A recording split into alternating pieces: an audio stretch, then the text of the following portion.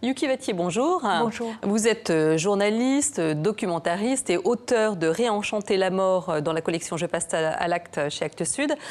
Alors, pourquoi ce titre surprenant, Réenchanter la mort? Ça paraît presque un contresens.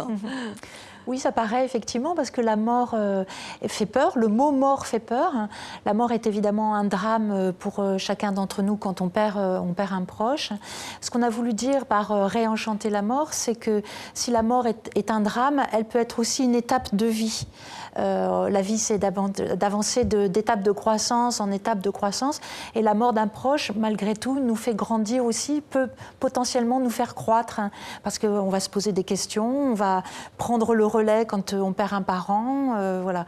Donc c'est vraiment lié à la vie. Je crois beaucoup à ça. Et en plus, réenchanter, ça vient donc du mot enchanté. Enchanté, il y a le mot chant dedans. L'origine étymologique, c'est incantare.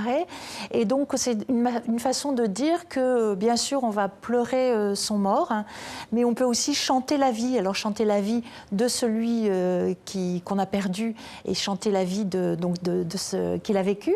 Et puis, chanter la vie de ce qui nous reste, nous, quand on va continuer à vivre sans lui.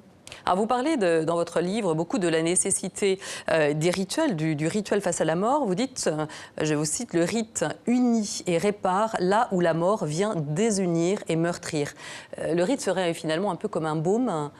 Le rite est forcément thérapeutique, en fait. On en a tous besoin.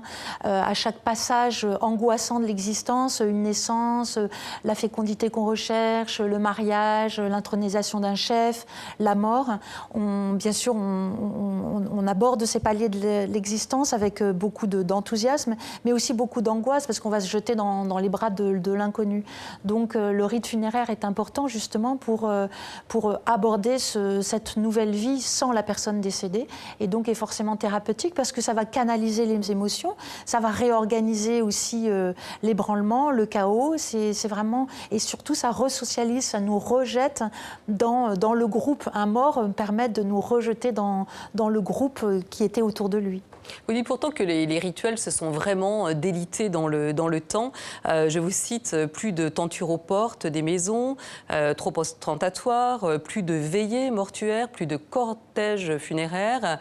Voilà, en fait, on a l'impression que tous ces rites ont disparu. Vous dites aussi plus de voisins présents pour vous soutenir dans les tâches matérielles, plus de visites de condoléances, envoyer plutôt une lettre, un mail, voire un SMS.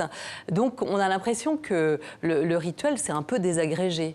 Oui, parce qu'en fait, aujourd'hui, on est dans une société qui est dans le déni de la mort et dans une société de productivité. Et la mort embête, en fait. La mort ralentit. C'est toujours la même chose. La mort ralentit le rythme de vie parce qu'il faut du temps pour pleurer, etc. On n'a plus le temps de pleurer, il faut retourner au travail, etc.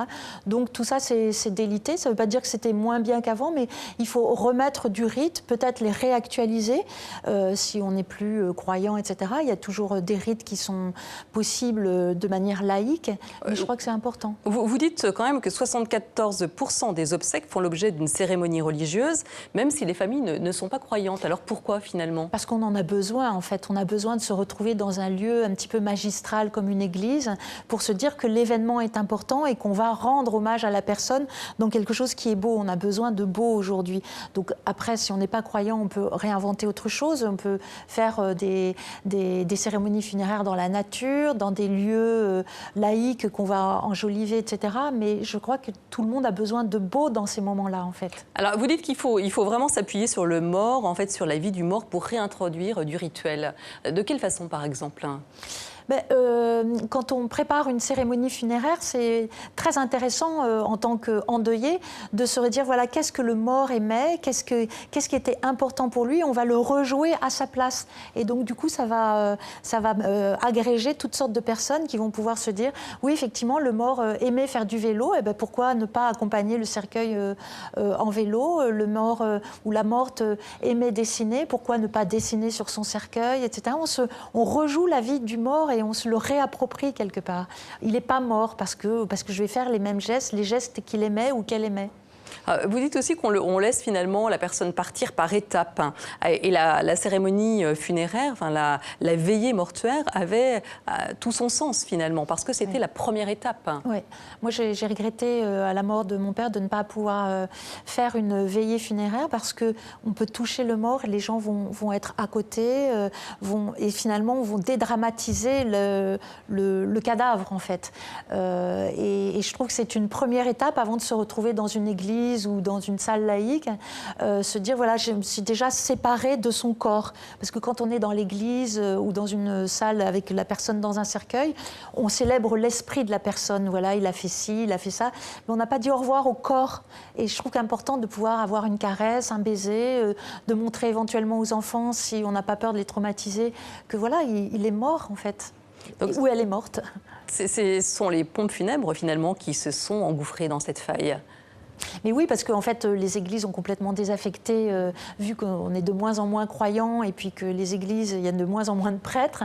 Il y avait un vide et, qui a été pris par les pompes funèbres, légitimement. Hein. Je ne suis pas du tout en train de dire que les pompes funèbres, c'est pas bien. Bien sûr, ils aident considérablement pour pouvoir passer ce seuil.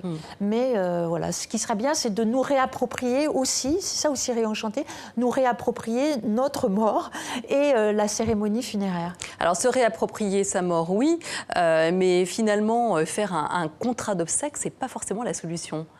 Alors, il y a du pour et du contre. Après, c'est vraiment affaire de chacun. Mais c'est vrai que le contrat obsèque, donc moi, si je prévois de mourir, je prépare mon contrat obsèque, mais je confisque à mes descendants ou à mes proches le fait de pouvoir réfléchir et de pouvoir entrer dans ce rite-là. Parce que le rite permet de réfléchir, de se dire, voilà, qu'est-ce qu'aimait le mort, qu'est-ce qu'on pourrait faire pour lui, etc.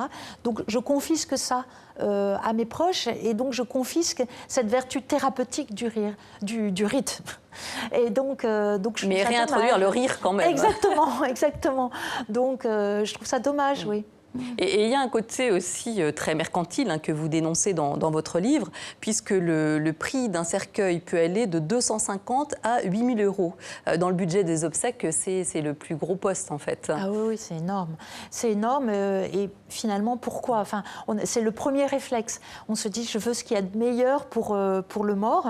Et alors donc, que le cercueil en carton, aujourd'hui, est quasiment d'usage assez... Enfin, bon, dans le nord de l'Europe notamment. Oui, dans le nord de l'Europe, ça marche très bien. En France, ça passe pas du tout. Je ne sais pas pourquoi, parce que certainement, on n'a pas assez investi le rite funéraire. Plus on s'investit dans la cérémonie soi-même, je vais chanter tel chant, je vais dessiner ceci, je vais dire aux enfants de faire ceci ou cela, moins finalement, il y a d'importance accordée au cercueil. Voilà, donc on veut ce qu'il y a de meilleur pour le mort, mais quand nous, on joue la cérémonie, quand on est acteur de la cérémonie, finalement, le cercueil devient dérisoire et on va le voir pendant 3-4 jours au maximum. Un cercueil en carton, c'est plus écologique.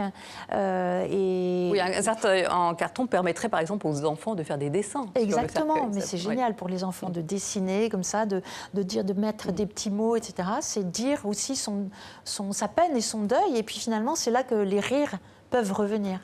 Merci beaucoup Yuki Vattier pour cette analyse sur la mort et Enchanter la mort. Donc c'est un très beau livre aux éditions Actes Sud. Je précise aussi que vous avez écrit Méditer dans la même collection chez Actes Sud.